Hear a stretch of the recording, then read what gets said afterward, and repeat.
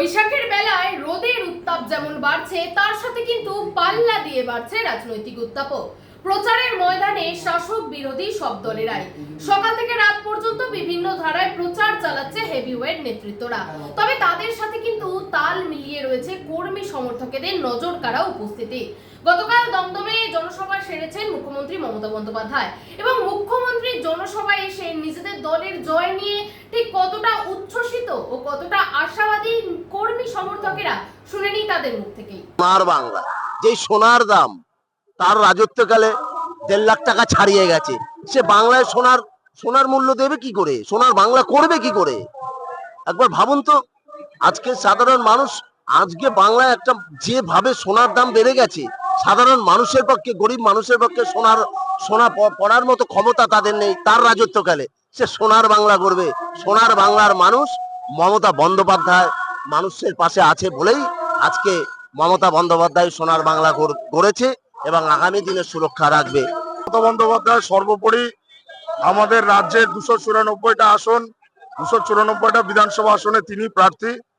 সারা বাংলা জুড়ে উন্নয়নের যে নবজোয়ার চলছে, সেই নবজোয়ারের উন্নয়নের ধারাকে অব্যাহত রাখতে আজকের এই দমদম সেন্ট্রাল জেল ময়দানে আমাদের 114 দমদম বিধানসভা কেন্দ্রের প্রার্থী অধ্যাপক ব্রাত্য বসু এবং উত্তর দমদমের প্রার্থী শ্রীমতী চন্দ্রিমা ভট্টাচার্যের সমর্থনে আজকের এই জনসভা। যেই জনপ্লাবন আপনারা দেখছেন সারা দমদম জুড়ে, এই জনপ্লাবন প্রমাণিত করছে যে 1, 2, 3, 4 মমতা ব্যানার্জি বারবার, মমতা ব্যানার্জি আবার চতুর্থবারের জন্য যে বাংলার মুখ্যমন্ত্রী হচ্ছেন, এ বিষয়ে কোনো সন্দেহ নেই। প্রধানমন্ত্রী নিজের যে রাজ্যগুলো তারা ক্ষমতায় আছে, বিশেষ করে উত্তরপ্রদেশ, গুজরাট, সেখানে তিনি নারীদের সুরক্ষাই দিতে পারেন না। সে নারীদের কথা বলেন, কিন্তু নারীদের সুরক্ষা তো মমতা বন্দ্যোপাধ্যায় দিয়েছেন। নারীদের সুরক্ষা কে দিয়েছে? নারীদের সুরক্ষা দিয়েছেন মমতা বন্দ্যোপাধ্যায়। লক্ষ্মী ভান্ডার থেকে শুরু করে, আজকে যুবসাথী থেকে শুরু করে, কন্যাশ্রী থেকে শুরু করে, কোন প্রকল্প মমতা বন্দ্যোপাধ্যায় দেয়নি? আজকে বাংলার মানুষ শান্তিতে আছে। রাত বেরাত, আগে বিগত 34 বছরে সিপিএম ও রাজত্ব করেছিল, মানুষ রাত্রেবেলায় অন্ধকারে বাইরে বেরোতে পারতো না। আজকে কিন্তু সেই বাংলা শান্তি বিরাজ করছে।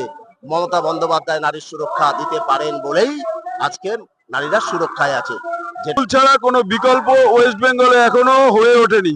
আর যারা দাঙ্গা করে ওয়েস্ট বেঙ্গলে আসতে চেষ্টা করছে, তারা এখানে কোনো মতে পার পাবে না।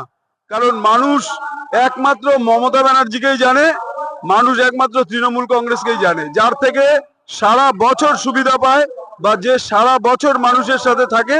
তার জন্যই সবাই বা সারা দমদমবাসী মমতা ব্যানার্জিকেই একমাত্র নেত্রী হিসেবে জানে, যে পশ্চিমবঙ্গকে বাঁচাতে পারে।